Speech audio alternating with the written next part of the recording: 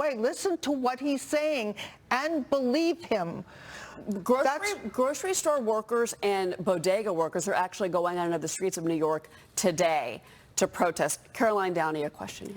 Yeah, I have a question about Gen Z activism. I'm Gen Z, Betsy. We know that 31% of New Yorkers are under the age of 30, and whether you like it or not, Mamdani ran a very charismatic campaign because he tapped into our concerns about affordability. That's right. Of course, the prescription is communism, not socialism. He lied. He Yeah. lied about reality. He said you can have free buses, free childcare, free everything, but the government runs out of other people's money.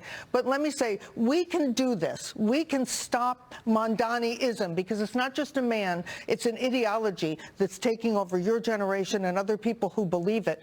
We can stop it, and Ray Kelly and I have launched Save New York City, SaveNYC.org. Come to SaveNYC.org. We are launching a Stop Mamdani-ism. We're going to have volunteers on the street in all 5 boroughs delivering information about the threat that this man represents, so people will be well informed before the election. Join us as volunteers. Join us to support our effort. We need you. We need all New Yorkers, regardless of party, to stand up for the future of this city. Ray Kelly, the former and much loved and respected New York City Police Commissioner for years.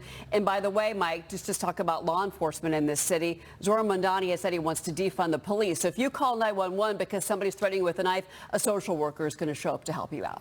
Look, the normalization of communism and incompetence in this country over the last decade is mind-blowing. I mean, like, you look at what Bill de Blasio did to the city. It was just 11 years ago that this place was beautiful. It was the safest big city in the world, and here we are. And so there's a lot of people elsewhere in the country saying, hey, this doesn't matter to me. This, give these liberals like what they want, like they deserve it. You don't get it. It's like an infectious disease that will spread to the rest of the country. Okay, what we're getting with him is a window into the Democrat Party today, funded by billionaires who he says shouldn't exist. I guess they should exist if they fund him.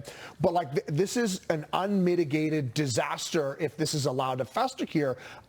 So how do you see this playing out? Because if we have Cuomo, if we have Eric Adams, if you have Curtis Sliwa in there, how on earth are you going to get a coalition of all these Republicans, independents, blue dog Democrats to put down this communism? We're confident that in the coming weeks, the competitors to Mamdani, we will coalesce around one candidate. Nobody will be totally happy, but the goal is to defeat this major threat to New York City. It's a major threat. And so there will be a coalescing.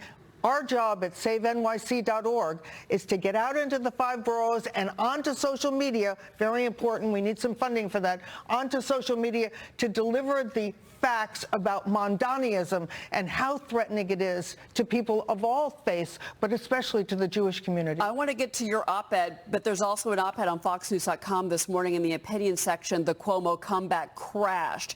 Young voters came in like a wrecking ball, and he upended the power structure in the city. Your op-ed in the New York Post is called Democrats' Unhinged Impeachment Shrieks Expose Their Ignorance and Hypocrisy. You say the U.S. strikes on Iran, how the president authorized American safety.